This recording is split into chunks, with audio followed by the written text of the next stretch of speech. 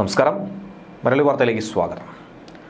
ഉർവശി ശാപം ഉപകാരമെന്ന് പറയുന്നത് പോലെയാണ് അമേരിക്ക ഇന്ത്യക്ക് മേൽ ഉപരോധം ഏർപ്പെടുത്താനും അധിക താരിഫ് ഡ്യൂട്ടി ഏർപ്പെടുത്താനും ശ്രമിച്ചത്. റഷ്യ ആകട്ടെ ശക്തമായതിനൊപ്പം ഇന്ത്യക്കൊപ്പം തന്നെ നിലകൊള്ളുന്നു. മറ്റു രാജ്യങ്ങളും ഇതേ നിലപാട് സ്വീകരിക്കുന്നു. അമേരിക്ക ലോക പോലീസ് ആകുന്നത് മറ്റു രാജ്യങ്ങളുടെ മേൽ കുതിര കയറി ആകരുത് എന്നുള്ള ആവശ്യം അത് അതിശക്തമായി തന്നെ ഉയർത്തുകയാണ് ലോക നേതാക്കൾ. ഈ സാഹചര്യത്തിൽ ഇന്ത്യക്ക് നേട്ടങ്ങളുടെ ഒരു കൊടുമുടി തന്നെയാണ് മുന്നിൽ നിൽക്കുന്നത്. ഇനിയും വില കുറച്ച് ക്രൂഡ് ഓയിൽ ലഭ്യമാക്കുമെന്നാണ് ഇതിന് ബദലായി റഷ്യ മറുപടി നൽകിയിരിക്കുന്നത്. ഈ ഘട്ടത്തിൽ തന്നെ നമുക്കറിയാവുന്നതാണ്, പുടിനുമായി ഇന്ത്യൻ സുരക്ഷാ ഉപദേഷ്ടാവ് അജിത് ഡോവൽ ഒരു കൂടിക്കാഴ്ച നടത്തി സമസ്ത മേഖലയിലും സഹകരണം ഉറപ്പാക്കാൻ ഇന്ത്യ സന്നദ്ധത അറിയിച്ചിരിക്കുന്നത്. എന്നാൽ മറുഭാഗത്ത് ഇന്ത്യയുടെ ശത്രുരാജ്യമായ പാകിസ്ഥാനിലെ സേനാ മേധാവി അസിം മുനീർ അമേരിക്കയിലേക്ക് വീണ്ടും, അതും 2 മാസത്തിനിടയിലെ രണ്ടാമത്തെ അമേരിക്കൻ സന്ദർശനം നടത്താൻ തീരുമാനിച്ചിരിക്കുന്നു.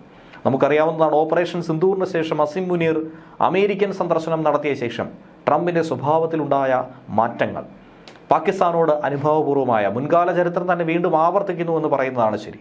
പരിപൂർണമായി ഇന്ത്യക്ക് വിശ്വസിക്കാൻ കഴിയാത്തൊരു പങ്കാളി എന്ന രീതിയിൽ ഒരു വിശേഷണം വീണ്ടും അമേരിക്കയ്ക്ക് മേൽ എത്തിയിരിക്കുന്നു. എന്തായിരുന്നാലും ഇന്ത്യയെ സംബന്ധിച്ച് ഇതൊന്നും തന്നെ രോമത്തിൽ പോലും ബാധിക്കില്ല എന്നുള്ളത് കൃത്യമായി തന്നെ അമേരിക്കയോട് പറഞ്ഞിരിക്കുകയാണ്. യൂറോപ്യൻ യൂണിയന്റെ ഉപരോധങ്ങളും അമേരിക്കയുടെ പിഴ ഭീഷണികളുമൊക്കെ ഡിമാൻഡ് ഇടിയുന്നത് കാരണമായതോടെ ഇന്ത്യക്കാർക്ക് ഇനിയും റഷ്യൻ ക്രൂഡ് ഓയിൽ വില കുറച്ച് കൊടുക്കുമെന്നാണ് പറഞ്ഞിരിക്കുന്നത്. ഡേറ്റ ഇന്റലിജൻസ് സ്ഥാപനമായിട്ടുള്ള കെപ്ലർ ലിമിറ്റഡ് ആണ് ഇക്കാര്യം പുറത്തുവിട്ടിരുന്നത്. ഒപെക് പ്ലസ് ഉൽപ്പാദകരുടെ മുൻനിര എണ്ണയായിട്ടുള്ള യുറാൽസിന്റെ വില ഡേറ്റഡ് ബ്രന്റിനേക്കാളും ബാരലിന് $5 കൂടുതൽ കുറഞ്ഞുവെന്നാണ് ഇപ്പോൾ ലഭിക്കുന്ന റിപ്പോർട്ട്. 2 ആഴ്ച മുൻപ് വരെ രണ്ടിനും ഒരേ വിലയായിരുന്നു. പക്ഷേ ഇപ്പോൾ ഇന്ത്യക്ക് ഇത് ലാഭകരമായി തന്നെ നേടാൻ സാധിക്കും.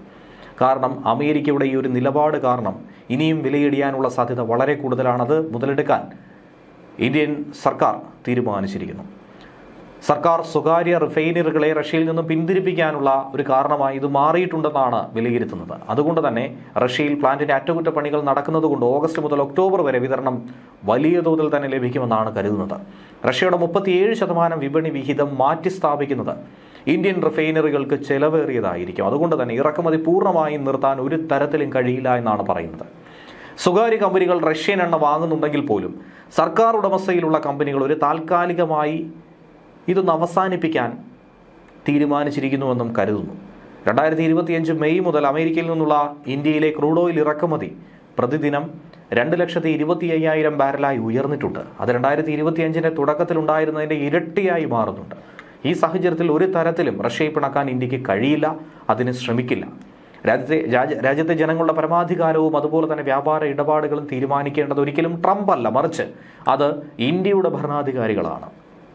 ഈ ഘട്ടത്തിൽ തന്നെയാണ് റഷ്യൻ പ്രസിഡന്റ് വ്ളാഡിമിർ പുടിനുമായി ദേശീയ സുരക്ഷാ ഉപദേഷ്ടാവ് അജിത് ഡോവൽ കൂടിക്കാഴ്ച നടത്തിയിരിക്കുന്നത്. പുടിന് ഹസ്താനം നടത്തുന്ന ദൃശ്യങ്ങളടക്കം റഷ്യൻ വാർത്താ ഏജൻസികൾ പുറത്തുവിട്ടിരിക്കുകയാണ്. റഷ്യയുമായി എല്ലാ മേഖലകളിലും സമസ്ത മേഖലകളിലും സഹകരണം തുടരുമെന്ന് ഡോവൽ പുടിനെ അറിയിച്ചിട്ടുണ്ട്. ഇന്ത്യ സന്നദ്ധമാണെന്നുള്ള വ്യക്തമായ സൂചന നൽകുന്നു. ഇന്ത്യൻ അംബാസഡർ വിനയ് കുമാറും അജിത് ഡോവലിനെ അനുഗമിച്ചിട്ടുണ്ട്. റഷ്യൻ സുരക്ഷാ കൗൺസിൽ സെക്രട്ടറി സെർഗെയ് ഷോയ്ഗുവും ഈ യോഗത്തിൽ പങ്കെടുത്തിരുന്നു. റഷ്യയിൽ നിന്നും എണ്ണ വാങ്ങുന്നതിന് ഇന്ത്യയിൽ നിന്നുള്ള ഉൽപ്പന്നങ്ങൾക്ക് 50% അധിക തീരുവ ചുമത്താനുള്ള അമേരിക്കൻ പ്രസിഡന്റ് ഡൊണാൾഡ് ട്രംപിന്റെ പ്രഖ്യാപനത്തിന് പിറകെ തന്നെ അജിത് ഡോവൽ മോസ്കോ സന്ദർശനം നടത്തി എന്നുള്ളതാണ് ഇതിനെ ഏറെ സവിശേഷമാക്കുന്നത്. നേരത്തെ സെർഗെയ് ഷോയ്ഗുമായും അജിത് ഡോവൽ കൂടിക്കാഴ്ച നടത്തിയിരുന്നു. ഇന്ത്യയുമായി കൂടുതൽ മികച്ച സഹകരണം ഉറപ്പാക്കും, റഷ്യ അതിൽ പ്രതിജ്ഞാബദ്ധമാണെന്നും ഉറപ്പ് കിട്ടിയിട്ടുണ്ട്. ഇരു രാജ്യങ്ങളും തമ്മിലുള്ള ഉഭയകക്ഷി ഊർജ്ജ പ്രതിരോധ ബന്ധങ്ങൾ മെച്ചപ്പെടുത്തുന്നത് സംബന്ധിച്ചുള്ള ചർച്ചകൾക്കായി ബുധനാഴ്ചയായിരുന്നു അദ്ദേഹം റഷ്യയിലെത്തിയത്. ഈ സാഹചര്യത്തിൽ തന്നെയാണ് പാകിസ്ഥാന്റെ ഭാഗത്തു നിന്നും മറ്റൊരു നീക്കം ഉണ്ടാകുന്നുവെന്ന് മനസ്സിലാക്കാൻ കഴിയുന്നത്. പാകിസ്ഥാന്റെ സേനാ മേധാവി അസിം മുനീർ ഈ വരുന്നയാഴ്ച അമേരിക്കൻ സന്ദർശനം നടത്തുമെന്നാണ് അറിയാൻ കഴിഞ്ഞിരിക്കുന്നത്. അമേരിക്കൻ സൈനിക നേതൃത്വവുമായിട്ടുള്ള ചർച്ചയ്ക്ക് വേണ്ടിയിട്ടാണ് ഈ നീക്കം. അമേരിക്കയിലെ ഉന്നത ഉദ്യോഗസ്ഥരുമായി അസിം മുനീർ കൂടിക്കാഴ്ച നടത്തുമെന്നാണ് അറിയാൻ കഴിഞ്ഞിരിക്കുന്നത്. മെയിൽ ഇന്ത്യയുമായുള്ള സംഘർഷത്തിന് ശേഷം ഇതിപ്പോൾ 2ാം തവണയാണ് പാക് സേനാ മേധാവി വാഷിംഗ്ടൺ സന്ദർശനം നടത്തുന്നത്. ജൂണിൽ 5 ദിവസത്തെ സന്ദർശനത്തിനായി അമേരിക്കയിലെത്തിയ അസിം മുനീർ ട്രംപ് നടത്തിയ സ്വകാര്യ വിരുന്നിലും പങ്കെടുത്തിരുന്നു. പിറകെ പാകിസ്ഥാൻ തീരത്തെ എണ്ണ പരിവേഷണം അടക്കമുള്ള നിരവധി വ്യാപാര കരാറുകളിൽ 2 രാജ്യങ്ങളും ഒപ്പുവെച്ചു.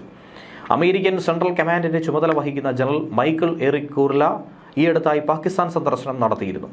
ഭീകരവാദ വിരുദ്ധ പ്രവർത്തനങ്ങളിൽ അസാധാരണമായ പങ്കാളിയായാണ് പാകിസ്ഥാനെ വിശേഷിപ്പിച്ച മൈക്ക് എറിക് മേഖലയിൽ സമാധാനവും സ്ഥിരതയും പ്രോത്സാഹിപ്പിക്കാൻ പാകിസ്ഥാന്റെ പങ്കിനെ പ്രശംസിക്കുക പോലും ചെയ്തിരുന്നു.